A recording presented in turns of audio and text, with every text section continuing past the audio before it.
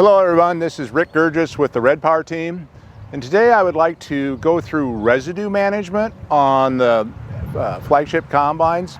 We have quite a range of different ages of machines, different residue spreading systems, so I'd kind of like to just go run through all of them and some adjustments we can make to help with our residue spread, which is becoming more and more important all the time, especially in no-till situations, strip till, anything like that, where we need a good even distribution of our crop mat spread to make our spring planting the next year much easier. Now, as you can see, I've put together a whole different series of our combines age-wise, starting with probably the newest 50 series. Then we're going to step back into what 40s or 50s could have. Then we're jumping down to 30s. And then on the far end, we'll go back to the 20 series, and then original 10 series would have had that type of spreader.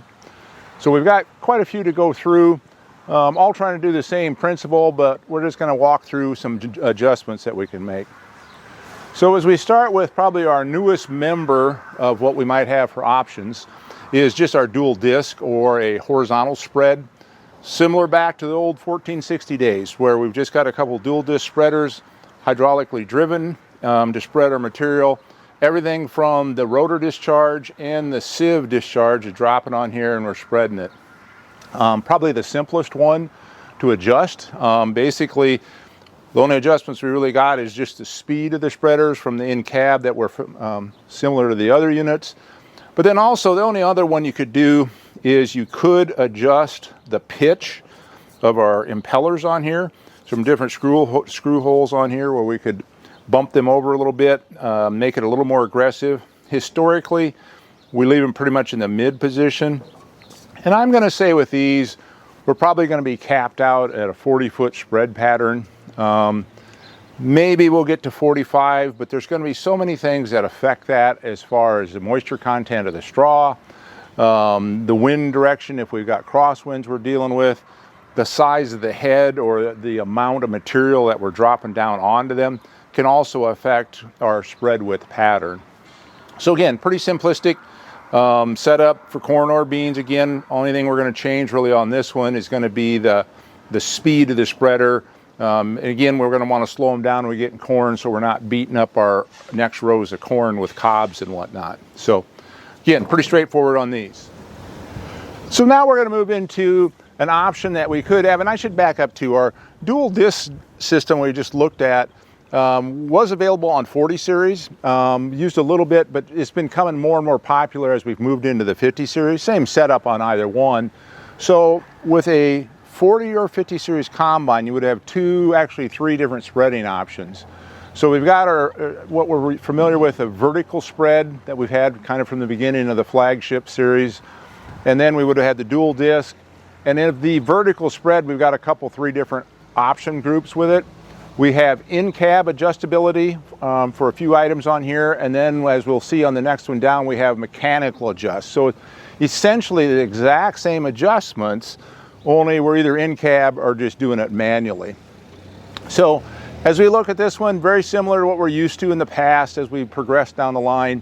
The thing that it gives us the ability to is we can adjust some different wings here essentially that allow to adjust for spread width there also. The other item that we do with this particular unit, same as the mechanical, is we can adjust this up and down in here, which is going to affect how much material we're leaving right behind the combine. So again, I've got these up in the disengaged position just so we can see things easier.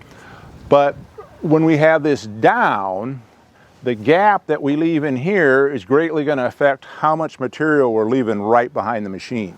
So again, we'll go through those adjustments in a little bit more detail here in a minute when we get underneath and we can see what we're doing.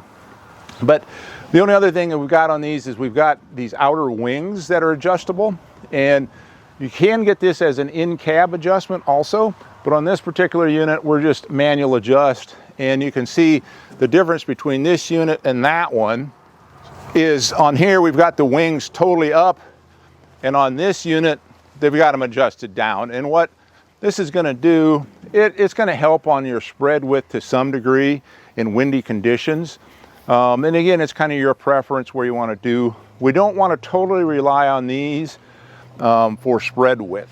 We want to be able to do a lot of what our other adjustment with this, and then these are just kind of a secondary thing to help in case we've got a particularly windy day and we need to tweak it a little bit. But if we rely on these totally for spread width or pattern, we're going to wear these out. These are just kind of a deflector. So as we look at this a little closer, what's our difference between in-cab and mechanical? Well, it's very little, because basically the in-cab, we're putting an actuator in the place of where we have mechanical linkage here. And the same way, there's an actuator in here versus the crank that's underneath that we'll show you here in a little bit. Okay, so now we're moving into 30 series combines. And again, a lot of the same principles in place. As time has gone on, we've added more options for adjustability. Same thing here, we've got our deflectors manually adjusted. We have some adjustment in here, not as much as when we move to the 40 and 50 series, but it gives us a little bit, again, to affect how much material we're going to spread directly behind the combine. So again, we'll look underneath this in a sec here and get a little better idea of what we're doing, what adjustments we can make to affect our spread quality. All right, we're going to move now to our 20 series and the 10 series. We're back to our old original finger bar grate. So this was the original design. Not a whole lot of adjustment to it, at least with tools up here. Everything, we've got this whale tail unit underneath here. They're really the only adjustment we have on spread width here, again with RPM of the spreaders, which is true on all of them, but really is where we have our finger bars bent. And actually, there's a fairly simple special tool you can make. All we've got here is a 1/2 inch pipe elbow, and you're going to want about a 24 inch of pipe for a handle in it. And all we're going to do is put that on here, and if you had a longer handle, you can bend these up or down, whichever you're trying to do. Because what we're trying to do is minimize the dimension here, or this gap. The tighter we have this, the further you're going to throw material. Now in this particular one, over time they will kind of bend out a little bit. So that's why you want to have your little special tool. You can pop that on there and bend them however you see fit. Get them up tighter for bean straw, and then when you get the corn, it wouldn't hurt to bend them a little bit further away. But pretty basic system here, not a lot more we can do adjustment wise on these, but it will make a huge difference on your spread pattern on these if you get these bent up tighter in your bean straw. It'll definitely throw it a lot further. All right, as we look underneath it, the original, the 10 and the 20 series machine are finger bar grate units per se. There's not much adjustability underneath, as we can see. Everything's fixed in place. This is our whale tail unit, as it's often referred to, splits it, kind of gets it started out. To begin, really our only dimension or adjustment is how close we have these right here. And that's where we use that Super Duty special tool, bend these up snugger if you want it to throw further for bean straw, and then it doesn't hurt to bend them away a little bit when you start doing corn. The one downfall of this unit is if we get in super dead dry bean straw, when you're down in that 9-10% range, straw is really dry, has a tendency to really want to blow a lot of this material through right in this area because it's chopped up so much. One thing we can do to offset that is take the stationary knife on your chopper and disengage it about halfway. That way we're not grinding the straw up as bad, and we don't need to anyway. We might end up with just a little bit longer piece of straw, more inclined to grab this and get spread outward further. But that's about it on these. There's not much more we can do to adjust other than where we have these bent to. All right, so as we move forward now, we went from the 20 series, we jumped up to the 30 series. We've started to make some improvements in this area. We can see right away the finger bar grate is gone, and we've gone to more of a solid spread shield behind here with a couple of adjustments on this one. A key one that many people overlook is right up here. So as you can see, we've got 4 bolts right up here. There's 2 down here that are slotted, and these 2 up here are actually individual holes. So what we need to do for corn, we want to have this slid away. So one of the main damage points we get in the whale tail, or this whole area, is if we have dimensions set too tight when we're running through corn, it's very hard on it because the cobs are getting caught between the end of the impeller and our shielding, and it's trying to cut them in half. Creates a lot of vibration. It's very hard on this system. So what we need to do for corn, we want this slid away from our impellers because we don't need to throw things so far. Even with the RPM reduced, we don't need a tight dimension here. So there's 4 bolts we need to work with. We're going to have this slid rearward for corn. We're going to move it forward for beans. So we're going to have to remove these 2. I can have my hand on the one underneath, remove these 2, a couple little slots up here, we can get sockets on them. Remove them completely, loosen these 2, and we're going to slide it in for beans, or we're going to pull it out for corn, and then reinstall our 2 bolts up here. Very important we do that. It makes a huge effect on your spread pattern. All right, so as we look underneath of this series 30 series unit, we've got again, this adjustment we're talking about. You can kind of see these upper holes here, but we're talking about this dimension here, and that's by moving this forward or rearward. We're going to reduce or increase this dimension right here, and that's where we're going to get better spread pattern again as we reduce this dimension. The other one we have to work with is with this adjustment here, where we're changing the gap up here. So this is going to control how much material that we leave directly behind the machine. And again, we're down in the field position. It's going to be more down in here, pushing it straight down. So that's why this here is going to make a difference how much material is going straight behind us on this particular unit.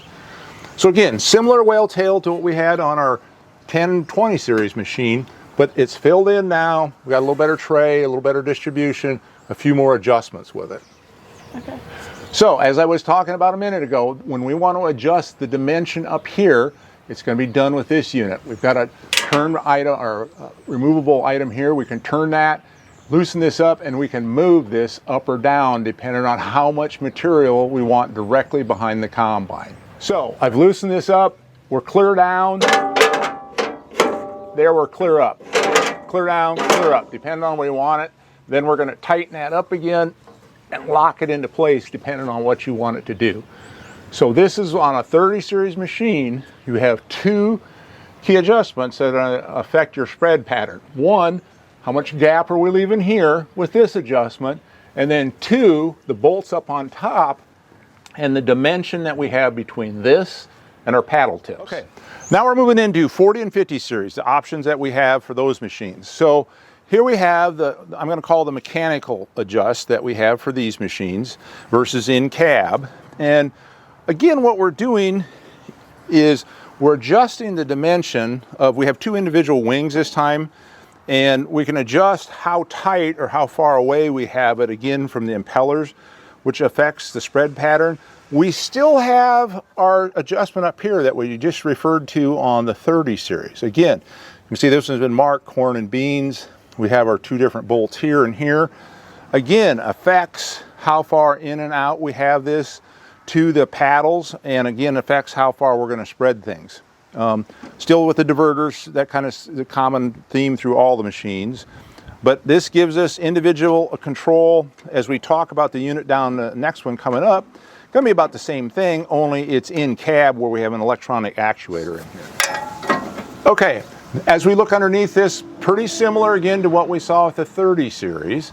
Again, with this adjustment fore and aft that we looked at just before with the bolts. But this time we have a little more adjustability, like I showed you with those turnbuckles on the back. And then also when we're talking about this gap in here and what we want to do with it, this one gives us the ability to change that right here. And basically they moved it from back underneath to clear at the bottom here now. So again, affects this gap, how big of a gap there, or how much material do we want directly behind the machine is basically what this is going to adjust. So again, similar, but a little more options here. Where do you need this exactly? It's going to vary again. There's just so many variables with the type of moisture content of your straw, how much material we're pushing through there. But we have some things we can try to make this, spread a little further. Historically, I'm going to say in beans, just like always, we're going to want these clear up, tight against here. We're going to want this slid forward and not a whole lot of gap here. We're going to want to spread most of that material outward. So again, we're going to have this pretty well tight, everything brought up, and we're going to try to get that material to go out as far as we can. All right, So now we are on the in-cab adjust version of what we just looked at. Essentially the exact same adjustments. With our wings we have two electronic actuators here, and we have one underneath here to take care of the up and down with this one. So same scenario, we can do it from up in the cab, still have this adjustment, and as we look at this one, it slid in the forward position this time, so it's set up more to spread bean straw. Again, we definitely want to move this back again when you get ready to do corn. It's very hard on all this if we leave it slid forward doing corn. It's still just a good idea to move that. Okay.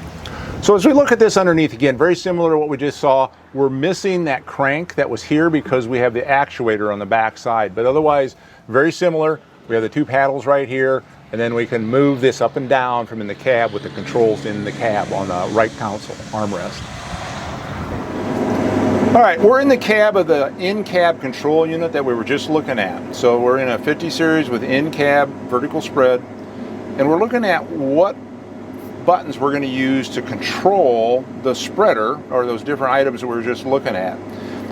I'm not totally thrilled with these because when you look at them, it's pretty hard to understand what's going on with what, other than this is the spreader, this has something to do with the deflector, and the same thing there. This is still spreader speed. That one's fairly intuitive. This button actually is the one that controls what I'm going to call the height, or that up-down dimension we were talking about. And when I push this, it's going to give us this on the display. So that means it's clear down. Again, hard to understand, but that's what we mean. And when we do this,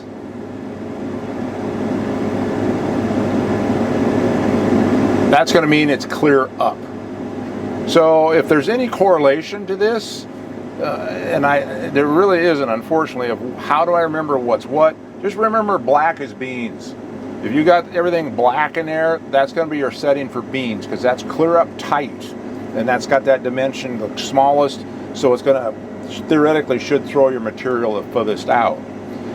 Now, those other two individual flaps that we were referring to, or I call them flaps, wings, whatever, are on individual adjustments. Now, when a person first looks at this, you would think it's for those main big deflectors back there, but it's not. This is for the left-hand side. And see there again, if we think of this, black as beans, these were, when they are clear out or they're tight against the impeller, then they're black. If we take them both the other way, back in like this, this is going to be what I'm going to call a corn setting. So it's moved them away, so they're not clear up against there. It's not going to throw the material any further. So again, unfortunately, the only correlation we got, I don't know why they're doing them individually, but that's just the way it's set up.